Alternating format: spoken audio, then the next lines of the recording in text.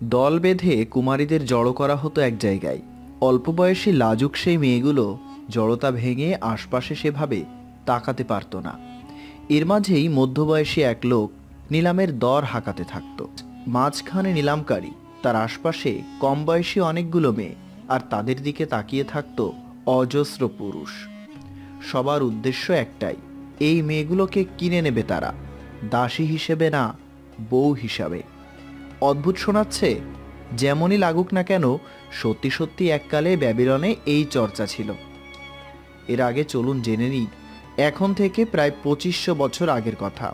প্রাচীন গ্রিক নগরী হ্যালিকার্নাসাসে জন্ম নেয় এক শিশু। কালের আবর্তে নিজের মেধা আর পরিশ্রমের বদলাতে এতদিন পরেও পৃথিবী যাকে মনে রেখেছে বিখ্যাত এক ইতিহাসবিদ এবং ভৌগোলিক হিসেবে। মানব জাতির ইতিহাসের বিভিন্ন ঘটনা তিনিই পদ্ধতিগতভাবে যাচাই বাছাই করে লিপিবদ্ধকরণ শুরু করে। তার এই কাজে মুগ্ধ হয়ে প্রায় 2100 বছর আগেকার রোমান রাজনৈতিক নেতা, আইনজীবী, পণ্ডিত, দার্শনিক ও সুবক্তা সিসেরো তার নাম দিয়েছিলেন the father of history. Dear viewers, আপনারা যদি ইতিহাস এবং ঐতিহাসিক ব্যক্তিত্বের নিয়ে কম বেশি জানাশোনা থাকে ও ঐতিহাসিক ব্যক্তিত্বদের নিয়ে কম বেশি জানাশোনা থাকে, তাহলে এতক্ষণে বুঝে যাবার কথা আমি কার কথা বলছি। জি, আমি হেরোডোটাসের কথাই বলছিলাম, আমরা যাকে চিনি ইতিহাসের জনক হিসেবে। এবার আমরা যে প্রাচীন ব্যাবিলনে বিয়ের বাজার নিয়ে আলাপ করব, সে সম্পর্কে জানা গিয়েছে হেরোডোটাসেরই বিখ্যাত রচনা হিস্টোরিস থেকে। শুরুতে তাই চলুন বিশ্বের ইতিহাসের বিখ্যাত এই বইটি নিয়েই কিছু জানা যাক।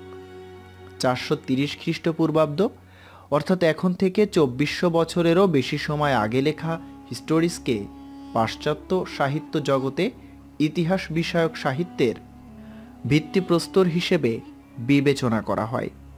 প্রাচীন গ্রিস, পারস্য সাম্রাজ্য, পশ্চিম এশিয়া এবং আফ্রিকার উত্তরাঞ্চলের সেই সময়কার ইতিহাস, ঐতিহ্য, রাজনীতি, অর্থনীতি, ভৌগোলিক অবস্থা, বিভিন্ন সাম্রাজ্যের মধ্যকার সম্পর্ক ইত্যাদি নানা বিষয় সম্পর্কে জানবার গুরুত্বপূর্ণ উৎস হেরোডোটাসের এই হিস্টোরিস সাহিত্যকর্মটি। এখন চলুন হেরোডোটাস আর তার হিস্টোরিজের আলাপ একপাশে রেখে প্রাচীন ব্যাবিলনের বিয়ের বাজারে ঢোকা যাক। এই ব্যাপারে জানা গিয়েছে হিস্টোরিজের বুক অনের শেষ ভাগ থেকে। প্রাচীন ব্যাবিলনের প্রতিটি গ্রামেই বছরে একবার বেশ জাঁকজমকপূর্ণভাবে এক মেলার আয়োজন করা হতো।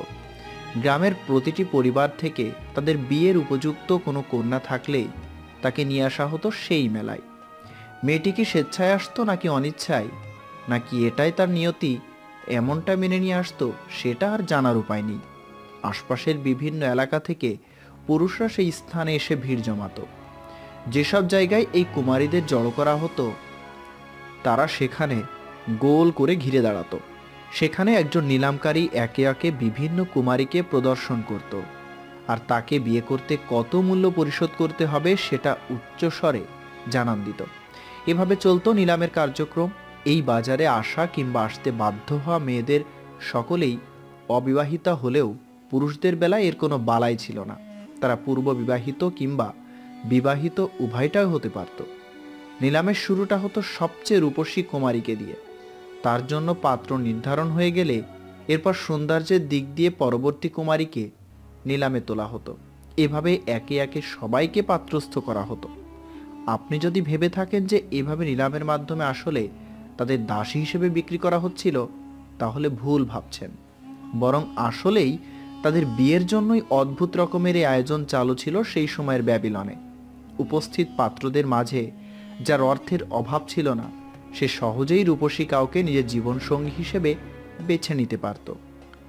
যেমনটা আগেই বলা হয়েছে, এই মেয়েটি তার প্রথম স্ত্রী যেমন হতে পারত, তেমনি বেশ কয়েকজন স্ত্রীর মাঝে নতুন জনও হতে পারত। ওদিকে যেসব পুরুষের হাতে অর্থ তেমন না থাকলেও বিয়ের ইচ্ছা থাকতো, তারা তুলনামূলক কম রূপসী কাউকেই জীবন সঙ্গী হিসেবে বেছে নিত। আজকের দিনে আপনার আমার কাছে প্রাচীন ব্যাবিলনের এই চর্চা শুনতে যেমনই লাগুক না কেন, তাদের কাছে এটা খুবই সাধারণ। আজকের দিনে আপনার আমার কাছে প্রাচীন ব্যাবিলনের এই চর্চা শুনতে যেমনই লাগুক না কেন, তাদের কাছে এটা ছিল খুবই সাধারণ একটি ঘটনা। আসলে লোভ তাদের মাঝে এতটাই জেঁকে বসেছিল যে এর কাছে নীতিবোধ, পারিবারিক মূল্যবোধ কিছুই টিকতে পারত না। ব্যাবিলিয়নে উপকথা অনুসারে যুদ্ধ এবং প্রকৃতির দেবী হিসেবে মানা হয় বেলটিসকে। সেই সাথে তাকে দেবতাদের মা হিসেবেও মানত তারা। এই বেলটিসের মন্দিরেই জীবনে একবার হলেও একজন নারীকে আশা লাগত, এই উদ্দেশ্যে যে আশেপাশের বিভিন্ন এলাকা থেকে রাজপুত্র, ধনী ব্যক্তিবর্গ কিংবা বিয়ের প্রত্যাশায় থাকা পুরুষরা এসে তাদের দেখবে এবং পছন্দ হলে বিয়ে করে নিয়ে যাবে। ভাইয়েরা তাদের বোনদের নিয়ে যেত, বাবারা নিয়ে যেত তাদের মেয়েদের। এভাবেই টিকেছিল প্রাচীন ব্যাবিলনের এই বিয়ের বাজার। অবশ্য এখানে যে বিয়েতে ভালোবাসার চেয়ে মেয়ের পরিবারের সদস্যদের অর্থলোভ এবং মেয়েটিকে স্ত্রী হিসেবে কিনে নিতে আসা বরের যৌন চাহিদা পূরণের দিকটাই বেশি প্রাধান্য পেত, সেটা না বললেও চলে।